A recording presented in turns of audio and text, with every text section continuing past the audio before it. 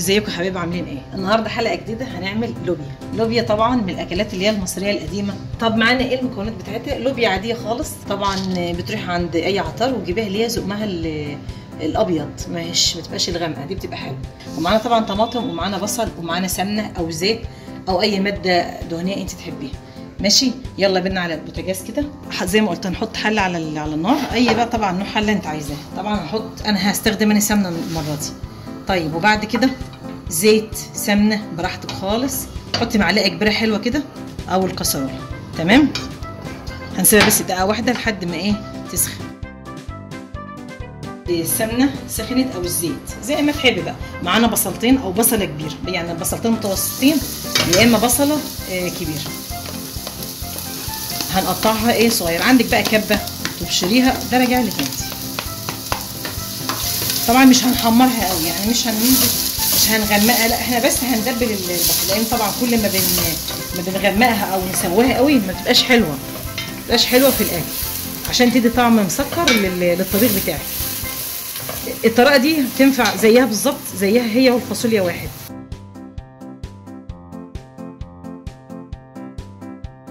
طبعا نسيت اقول لكم احنا هنحط ورقتين لورا. طبعا يا جماعه اللي لسه داخل جديد على القناه، يا ريت يعني ما ينساش يعمل اشتراك ويفعل زر الجرس عشان يشوف كل جديد من قناه اميره حسن ان شاء الله. طبعا انا ضاربه طماطم، بس انا بوريكم ان احنا هنجيب كميه، اي كميه انت عايزاها بقى، ده راجع لك انت، انا بس بعرفك ان انا هضرب طماطم. لو عندك صلصه خلاص انزلي بالصلصه على طول على البصله، بعد ما تاخد لون تتدبل كده ولونها يبقى ذهبي خفيف. طبعا ضربنا الطماطم زي ما قلت الكميه اللي انت عايزاها، ده على قدك بقى، ده راجع لك انت. طبعا ضربناها وهننزل على البصله بعد ما اتشوحت شويه بقى لونها فيها متدبله لون الذهبي.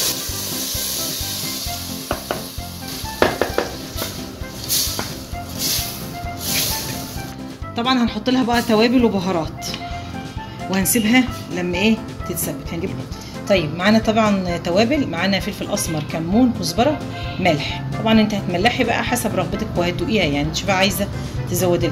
لما الطماطم تتسبك في كمان مكون ما تحطش، اللي هو شويه سكر. ما تنسيش تنزلي بربع معلقه سكر عشان تعدل الحموضه، ما يبقاش فيها تعمل حرقان كده في المعده. ودي البهارات بتاعتنا، مفيش اكتر من كده. على ما الطماطم دي تتسبك، تعالي بقى اقول لكم عملنا اللوبيا ازاي. زي ما انا قلت في الاول خالص، بس انا اقول لكم بقى الطريقه بتاعتها على ما التقليه تتسبك. طبعا بتروحي عند العطار تجيبي الكميه اللي انت عايزاها، اي كميه.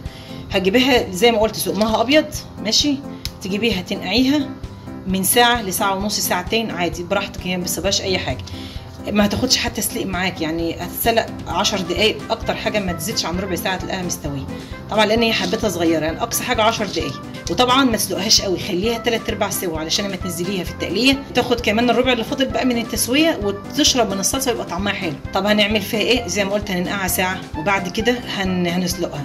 ما بتاخدش 10 دقائق على البوتاجاز. طبعا دي بعد ما اتسلقت الحبايه بتبقى كده، وما بتبقاش زي ما قلت ما بتبقاش طريه، بتبقى يعني لسه فيها تكه زي ما قلت 3/4 سوا. بعد كده بتشطفيها وتصفيها، التقليه تستوي هتنزليها، هتكملي سواها بقى. عندك شوربه عايز تعملها ميه، ما عندكش بقى، ده براحتك انت، ده راجع لك.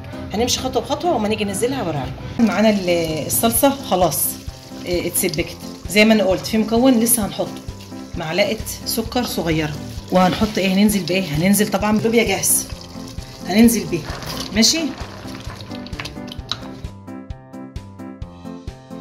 انا عايزه طبعا البنات الصغيره اللي لسه متجوزين، مفيش اسهل من كده.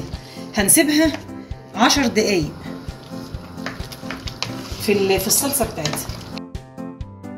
بعد كده هننزل بالشوربه. طبعا زي ما قلت عندك شوربه نزلي، انا عندي شوربه. انت بنت ما عندكش نزلي ميه مع مكعب مرق الدجاج. انت بقى ممكن تشوفي انت عايزه تنزلي بايه اللي انت عايزاه. وبكده يا حبايب قلبي وصلنا لنهايه الحلقه بتاعتنا. شويه لوبيا جمال تاكلها بقى جنب رز مع بطاطس مقليه مع بط مع فراخ، ده راجع لك انت. انا عملت لك حلقه سهله وبسيطه جدا ونموذج بسيط، وانت عليك بقى تشتغل عليه. طبعا يعني حابه اشكركم يا جماعه، واللي داخل على القناه جديد يا ريت ما ينساش يشترك في القناه ويفعل زر الجرس، وان شاء الله يجيلكم كل جديد من امير حسن. اوعوا تنسوا اللايك.